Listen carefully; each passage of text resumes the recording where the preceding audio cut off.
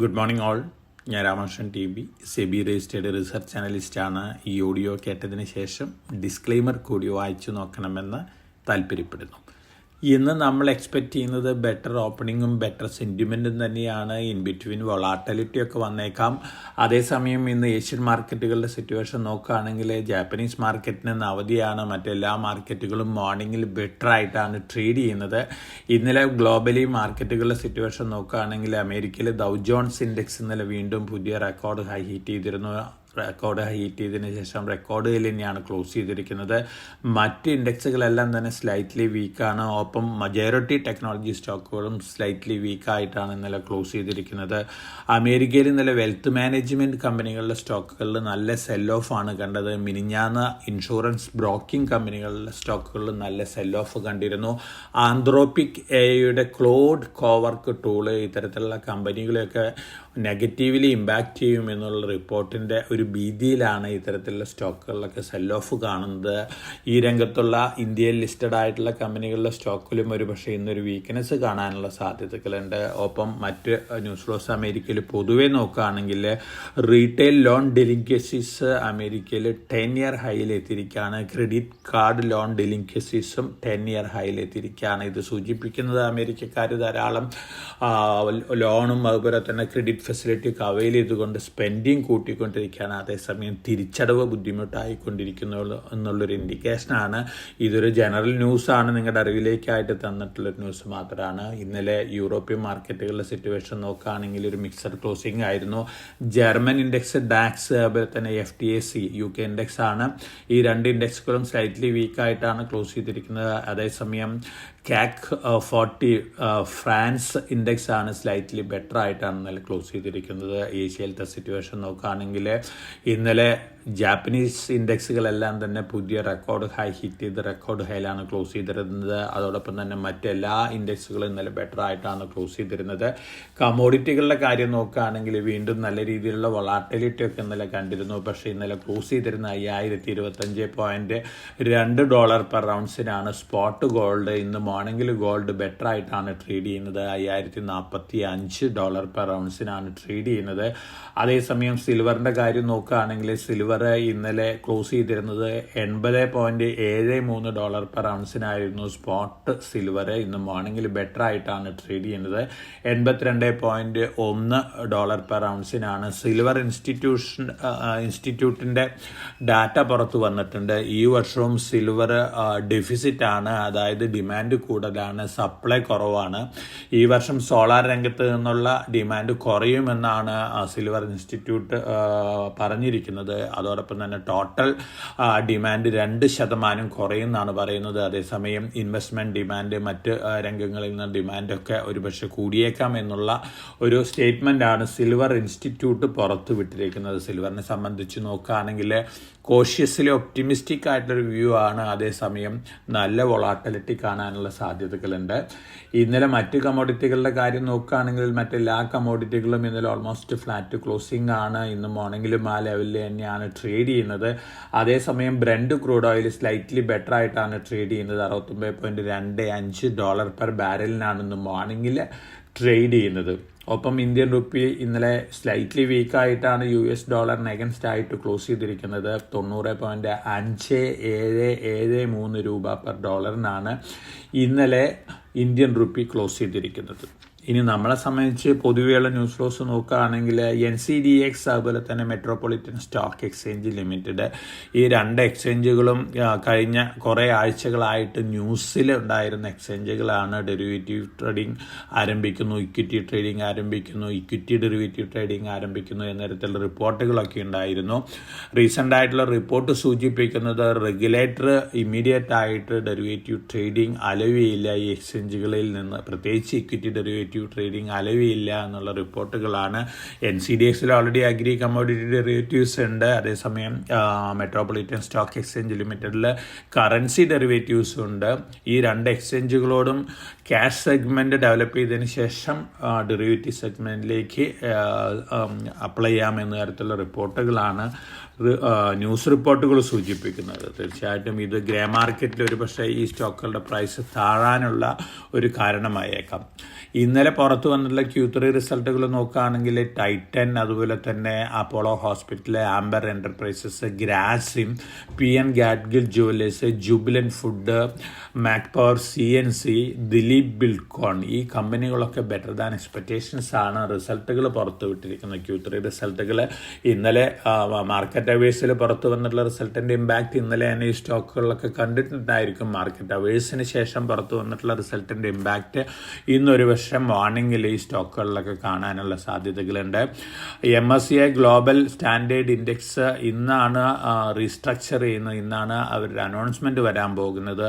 Aditya Birla ക്യാപിറ്റലും L&T ഫിനാൻസും ഈ ഇൻഡെക്സിൽ ഉൾപ്പെടുത്തുമെന്നുള്ള റിപ്പോർട്ടുകളുണ്ട്. അതേസമയം ആസ്ട്രാൽ ലിമിറ്റഡ്, IRCTC രണ്ട് സ്റ്റോക്കുകളും എക്സ്ക്ലൂഡ് ചെയ്യുമെന്നുള്ള റിപ്പോർട്ടുകളുണ്ട്. ഒരുപക്ഷെ ഫെഡറൽ ബാങ്ക് കൂടി ഈ ഇൻഡെക്സിൽ ഉൾപ്പെടുത്തിയേക്കും എന്നുള്ള റിപ്പോർട്ടുകൾ വരുന്നുണ്ട്. അങ്ങനെ വരികയാണെങ്കിൽ തീർച്ചയായിട്ടും AB capital, L&T finance, federal bank ഈ സ്റ്റോക്കുകളുടെ സ്റ്റോക്ക് പ്രൈസിലൊക്കെ ഒരു മുന്നേറ്റം കാണാനുള്ള ചാൻസസ് ഉണ്ട്. ഒപ്പം ഇപ്പോൾ ഓപ്പൺ ആയിരിക്കുന്ന IPO ഇന്ന് ക്ലോസ് ചെയ്യാണ്. AI രംഗത്തുള്ള മികച്ച കമ്പനിയാണ് fractal analytics limited. Second day കഴിയുമ്പോൾ 20%, അതായത് 0.2 ടൈംസ് മാത്രമാണ് ഓവർ സബ്സ്ക്രിപ്ഷൻ വന്നിരിക്കുന്നത്. 60% റീറ്റെയിൽ ഇൻവെസ്റ്റേഴ്സിൻ്റെ സബ്സ്ക്രിപ്ഷൻ വന്നിട്ടുണ്ട്. ഇന്നാണ് ലാസ്റ്റ് ഡേ.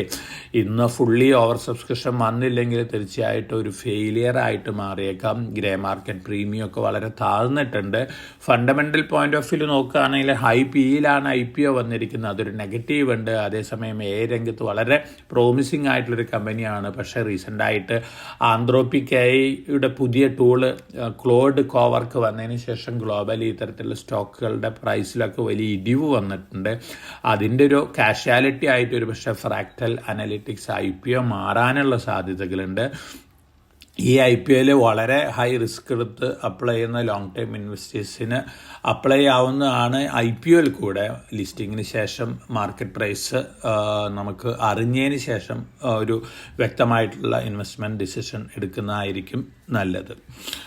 2026 ഏപ്രിൽ 1 മുതൽ പുതിയ IT റൂള് പ്രാബല്യത്തിൽ വരികയാണ്. പല പർച്ചേസസിനും അതുപോലെ പല ആക്ടിവിറ്റീസിനും പാൻ റിക്വയർമെൻറ്റിൽ റിലാക്സേഷനൊക്കെ വരുത്താണ്. 5 ലക്ഷത്തിന് മുകളിലുള്ള 4 വീലേഴ്സും അതുപോലെ തന്നെ 2 വീലേഴ്സും വാങ്ങുന്നതിന് മാത്രമാണ് അടുത്ത വർഷം മുതൽ പാൻ കാർഡ് നിർബന്ധമുള്ളൂ. ഇപ്പം നമ്മൾ 4 വീലർ ബൈ ചെയ്യണമെങ്കിൽ പാൻ കാർഡ് നിർബന്ധമാണ്. പക്ഷേ ഏപ്രിൽ 1 മുതൽ ഇത്തരത്തിലുള്ള പർച്ചേസിനൊന്നും തന്നെ പാൻ കാർഡ് ആവശ്യമായി വരില്ല എന്നുള്ള റിപ്പോർട്ടുകളാണ് വരുന്നത്.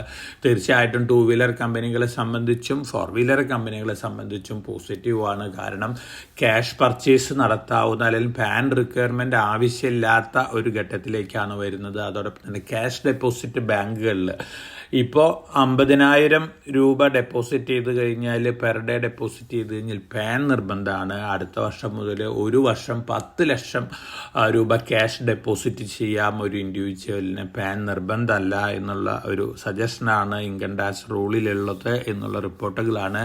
അതോടൊപ്പം തന്നെ ഹോട്ടലുകളിലൊക്കെ ഇവൻറ്റ് നടത്താവില്ല വലിയ രീതിയിലുള്ള ബില്ല് പേ ചെയ്യുകയാണെങ്കിൽ ഇപ്പോൾ 50,000 മുകളിൽ പാൻ മസ്റ്റാണ്. പക്ഷേ ഇനി മുതൽ ഏപ്രിൽ 1 മുതൽ 1 ലക്ഷം വരെ സ്പെൻഡ് ചെയ്യാം. 1 ലക്ഷത്തിന് മുകളിലാണ് പാൻ സ്പെൻഡിങ് ആവശ്യമുള്ളൂ എന്നുള്ള റിപ്പോർട്ടുകളുണ്ട്. അതേസമയം ഇൻഷുറൻസ് പോളിസി എടുക്കുകയാണെങ്കിൽ കമ്പൽസറി ആയിട്ട് ലിങ്ക് ചെയ്യണം. ഒപ്പം ക്രിപ്റ്റോ കറൻസി ട്രാൻസാക്ഷൻസിൽ വലിയ കൺട്രോൾ കൊണ്ടുവരുന്നുണ്ട്. അതോടൊപ്പം തന്നെ നമ്മൾ മറ്റ് റിലാക്സേഷൻസൊക്കെ നോക്കുകയാണെങ്കിൽ housing property development buying selling ഇപ്പോൾ 10 ലക്ഷത്തിന് മുകളിൽ പാൻ കാർഡ് നിർബന്ധമാണ് അടുത്ത വർഷം മുതൽ. അതായത് ഏപ്രിൽ 1 മുതൽ 20 ലക്ഷത്തിന് മുകളിൽ മാത്രമേ ഇത് റിക്വയർ ആയിട്ടുള്ളൂ എന്നുള്ള റിപ്പോർട്ടുകളുണ്ട്. തീർച്ചയായിട്ടും ധാരാളം റിലാക്സേഷനൊക്കെ വരുന്നുണ്ട്. അതിനനുസരിച്ചിട്ടുള്ള ചെറിയ ഒരു ഇമ്പാക്റ്റൊക്കെ അതായത് സെക്ടർ സ്റ്റോക്കുകളിൽ കാണാം. 2 വീലർ സെക്ടറിൽ ഇത്തരത്തിലുള്ളൊരു ഇമ്പാക്റ്റ് കാണാനുള്ള സാധ്യതകളുണ്ട്. ഒപ്പം സ്മോൾ കാർസ് ഉണ്ടാക്കുന്ന 4 വീലർ കമ്പനികളുടെ കാര്യത്തിലും ഇത്തരത്തിലുള്ള പോസിറ്റീവ് ഇമ്പാക്റ്റ് കാണാനുള്ള സാധ്യതകളുണ്ട്. സെയ്ഗാൾ ഇന്ത്യ 1700 കോടി രൂപയുടെ സോളാർ പ്രൊജക്റ്റ് ബാഗ് ചെയ്തിട്ടുണ്ട് മധ്യപ്രദേശിൽ നിന്നാണ്. BHEL 2800 കോടി രൂപ ഓർഡർ ബാഗ് ചെയ്തിട്ടുണ്ട്. ഇപാക്ട് ഡ്യൂറബിൾസ് അവരുടെ ആദ്യത്തെ പ്ലാന്റ് ഇനാഗുറേറ്റ് ചെയ്തിരിക്കുകയാണ്. ഹൗസിംഗ് എയർ കണ്ടീഷണേഴ്സ് അതുപോലെ തന്നെ വാഷിംഗ് മെഷീൻസൊക്കെ ഉണ്ടാക്കി തുടങ്ങുകയാണ് ആന്ധ്രാപ്രദേശിൽ നിന്ന് ഇപാക്ട് ഡ്യൂറബിൾ. ചൈനീസ് കമ്പനിയായ ഹൈസെൻസ് ആയിട്ടുള്ളൊരു ടൈപ്പ് ഉള്ള കമ്പനിയാണ്. വളരെ വലിയ കമ്പനിയാണ്. വലിയ ടാർഗറ്റുകളാണ് പ്രൊഡക്ഷനുള്ളത്. അപ്പോൾ ഇപാക്ട് ഡ്യൂറബിൾസ് നല്ല രീതിയിൽ ലോങ് റണ്ണിൽ മുന്നേറാൻ സാധ്യതയുള്ള സ്റ്റോക്കാണ്. അയോൺ എക്സ്ചേഞ്ച് 1730 കോടി രൂപ ഓർഡർ ബാഗ് ചെയ്തിട്ടുണ്ട് ഒമാനിൽ നിന്നാണ്. ടാറ്റ മോട്ടോഴ്സ് കമേഴ്ഷ്യൽ വെഹിക്കിൾസിന്റെ സബ്സിഡറി ഇന്തോനേഷ്യയിൽ നിന്ന് 70,000 കമേഴ്ഷ്യൽ വെഹിക്കിൾസ് സപ്ലൈ ചെയ്യാനുള്ള ഒരു ഓർഡർ ബാഗ് ചെയ്തിട്ടുണ്ട്. വളരെ പോസിറ്റീവായിട്ടുള്ള ന്യൂസാണ്. ഇനി റീസൈക്ലിംഗ് അതുപോലെ തന്നെ വേസ്റ്റ് മാനേജ്മെൻറ്റ് ഇത്തരത്തിലുള്ള പ്രോസസ്സിംഗ് ഒക്കെ നടത്തുന്ന കമ്പനികളെ സംബന്ധിച്ച് നോക്കുകയാണെങ്കിൽ വളരെ പോസിറ്റീവ് ന്യൂസ് ഫ്ലോസ് ആണ് വന്നുകൊണ്ടിരിക്കുന്നത്. ഗ്രാവിറ്റ ഇന്ത്യ ഇന്നലെ തന്നെ ന്യൂസിലുണ്ടായിരുന്നൊരു കമ്പനിയാണ്. ഗ്രാവിറ്റ ഇന്ത്യ ഒരു അക്വിസിഷൻ നടത്തുന്നത് വളരെ പോസിറ്റീവ് ന്യൂസാണ്. ലോയിഡ് മെറ്റൽസ് വളരെ പോസിറ്റീവ് ന്യൂസുള്ള ഒരു കമ്പനിയാണ്. അതോടൊപ്പം തന്നെ MSTC മെറ്റൽ സ്ക്രാപ്പ് ട്രേഡിംഗ് കോർപ്പറേഷനാണ്. PSU കമ്പനിയാണ്. ഈ കമ്പനികളെ സംബന്ധിച്ചൊക്കെ നല്ല ഡേയ്സ് ആണ് ഹെഡ് എന്നുള്ള റിപ്പോർട്ടുകളാണ് വന്നുകൊണ്ടിരിക്കുന്നത്. തീർച്ചയായിട്ടും ഈ സ്റ്റോക്കുകളൊക്കെ മാർക്കറ്റ് താഴെ വരുമ്പോൾ long time point of view വാങ്ങാനുള്ള ഒരു അവസരമായിട്ട് ഉപയോഗിക്കുന്നതായിരിക്കുമെന്നാണ് എൻ്റെ ഒരു സജഷൻ ആയിട്ടുള്ളത്. ഇതൊക്കെയാണ് ഇന്നത്തെ മാർക്കറ്റ് ന്യൂസ് ഫ്ലോസ്. ഇനി ആന്ത്രോപിക് അഗെയിൻ ഡിസ്റപ്ഷൻ ഉണ്ടാക്കുകയാണ് സോഫ്റ്റ്വെയർ കമ്പനികൾക്ക്. ആന്ത്രോപിക് ഇപ്പോൾ പറഞ്ഞിരിക്കുന്നത് ആന്ത്രോപിക് AI കമ്പനിയിൽ ഇപ്പോൾ 100% കോഡിങ് നടത്തുന്നത് AI ടൂളുകളാണെന്നാണ് പറയുന്നത്. സോഫ്റ്റ്വെയർ എൻജിനീയേഴ്സ് ഓവർലുക്ക് ചെയ്യുന്നുള്ളൂ. അതോടൊപ്പം തന്നെ ജസ്റ്റ് ചെക്കിംഗ് മാത്രമാണ് നടത്തുന്നത്. അതായത് കോഡിംഗ് മുഴുവൻ ആന്ത്രോപിക്കിൽ 100% AI ആണ് നടത്തുന്നത്. സോഫ്റ്റ്വെയർ എൻജിനീയേഴ്സിനെ ഇമ്പാക്റ്റ് ചെയ്യുന്ന ഒരു കാര്യമാണ്. അതേസമയം ധാരാളം അതർ ജോബ്സ് അതായത് AI സ്കില്ലുള്ള ജോബുകളും ക്രിയേറ്റ് ചെയ്യുകയാണ്. അപ്പോൾ ഈ സോഫ്റ്റ്വെയർ എൻജിനീയേഴ്സിന് ഒരു പക്ഷേ MSME സെക്ടറിൽ അതുപോലെ തന്നെ മറ്റു പല കമ്പനികളിലൊക്കെ ഇത്തരത്തിലുള്ള AI ടൂളുകൾ ഇൻ്റഗ്രേറ്റ് ചെയ്യുന്ന എംപ്ലോയീസ് ആയിട്ട് ടെക്നിക്കൽ പ്രൊഫഷണൽസ് ആയിട്ട് ജോയിൻ ചെയ്യാവുന്ന ഒരു അവസരമാണ് വരാൻ പോകുന്നത്. അതേസമയം സോഫ്റ്റ്വെയർ രംഗത്തുള്ള കമ്പനികളെ സംബന്ധിച്ച് സോഫ്റ്റ്വെയർ ഡെവലപ്മെൻറ്റ് കമ്പനികളെ സംബന്ധിച്ച് വളരെ പ്രോഫിറ്റബിലിറ്റി ഉള്ളൊരു കാര്യമാണ്. പക്ഷേ സോഫ്റ്റ്വെയർ എൻജിനീയേഴ്സിൻ്റെ ജോബ്സ് എലിമിനേറ്റ് ചെയ്യാനുള്ള സാധ്യതകളൊക്കെ കാണുന്നുണ്ട്. അപ്പോൾ ആന്ത്രോപിക് എഗെയിൻ ഒരു ഡിസ്റപ്ഷൻ കൊണ്ടുവന്നിരിക്കുകയാണ്. അതിൻ്റെ ഒരു ഇമ്പാക്റ്റ് അടുത്ത ദിവസങ്ങളിൽ ഒരു പക്ഷേ സോഫ്റ്റ്വെയർ കമ്പനികളിലൊക്കെ കാണാനുള്ള സാധ്യതകളുണ്ട്. നമ്മൾ കഴിഞ്ഞ ദിവസങ്ങളിൽ പറഞ്ഞ പോലെ സോഫ്റ്റ്വെയർ കമ്പനികൾ അറ്റ് എവരി റൈസിൽ എക്സിറ്റ് ചെയ്യുന്നത് നന്നായിരിക്കും. അതോടൊപ്പം തന്നെ റിയൽ എസ്റ്റേറ്റ് ഇൻവെസ്റ്റ്മെൻറ്റ് ട്രസ്റ്റുകൾ സോഫ്റ്റ്വെയർ കമ്പനികളെ ബേസ് ചെയ്തിട്ടുള്ള റീറ്റ്സ് അതുപോലെ തന്നെ ഓഫീസ് സ്പേസസ് ലിസ്റ്റഡ് ഓഫീസ് കമ്പനികളുണ്ട്. ഓഫീസ് സ്പേസസ് കൊടുക്കുന്ന കമ്പനികളുണ്ട്. സോഫ്റ്റ്വെയർ കമ്പനികളാണ് ഇത് യൂസ് ചെയ്യുന്നതെങ്കിൽ കോവർക്കിങ്ങിന് യൂസ് ചെയ്യുന്ന ഇത്തരത്തിലുള്ള ലിസ്റ്റഡ് കമ്പനികളുടെ സ്റ്റോക്കുകളിൽ നിന്നൊക്കെ മാറി നിൽക്കുന്നതെന്നായിരിക്കും. കാരണം കോവർക്കിംഗ് സ്പേസിലൊക്കെ ഒരു പക്ഷേ ആൾ കുറയാനും സ്പേസ് വേക്കൻ്റ് ആവാനുള്ള സാധ്യതകളുണ്ട്. അപ്പോൾ ഇത്തരത്തിലുള്ള ഡിസിഷൻ എടുക്കുന്നത് നന്നായിരിക്കും. ഏത് ഡിസ്റപ്ഷൻ നമ്മൾ പ്രതീക്ഷിച്ചതിനേക്കാളും വളരെ വലുതാവാനാണ് ചാൻസസ് കൂടുതൽ. അതുകൊണ്ട് വളരെ കോഷ്യസ് ആയിട്ട് മാർക്കറ്റിൽ മൂവ് ചെയ്യുക. ഒപ്പം Iran US geo political issues ഇതുവരെ സെറ്റിലായിട്ടില്ല, വീണ്ടും വഷളാവും എന്ന തരത്തിലുള്ള റിപ്പോർട്ടുകളൊക്കെ വരുന്നുണ്ട്. അങ്ങനെ വരികയാണെങ്കിൽ ക്രൂഡ് ഓയിൽ പ്രൈസ് വീണ്ടും കൂടിയേക്കാം. അതിൻ്റെ ഒരു ഇൻഡിക്കേഷൻ ഇന്നലെ തന്നെയുണ്ട് ക്രൂഡ് ഓയിലിൻ്റെ കാര്യത്തിൽ. അപ്പോൾ ഈ ന്യൂസും വളരെ ക്ലോസ്ലി വാച്ച് ചെയ്യുക. അതോടൊപ്പം തന്നെ Q3 റിസൾട്ടുകൾ ഇനി ധാരാളം വരാനുണ്ട്. 15-ാം തീയതിയോട് കൂടിയിട്ട് Q3 റിസൾട്ടുകളെല്ലാം തന്നെ വന്നു കഴിയും. ആ റിസൾട്ടുകളെല്ലാം വന്നതിന് ശേഷം ഒരു ടോട്ടൽ അസസ്മെൻറ്റ് നടത്തിയതിന് ശേഷം ഫർദർ നമുക്ക് ഏത് സ്റ്റോക്കുകളിൽ ഇൻവെസ്റ്റ് ചെയ്യാമെന്നുള്ളൊരു കാര്യം ഡിസൈഡ് ചെയ്യാം. അപ്പോൾ വളരെ കോഷ്യസ് ആയിട്ട് മാർക്കറ്റിൽ മൂവ് ചെയ്യുക. എല്ലാവർക്കും നല്ല ട്രേഡിൻ്റെ ആശംസിച്ചുകൊണ്ട് ഞാൻ ഇന്നത്തെ പ്രീ മാർക്കറ്റ് കമൻ്റ് അവസാനിപ്പിക്കുകയാണ്. Thank you.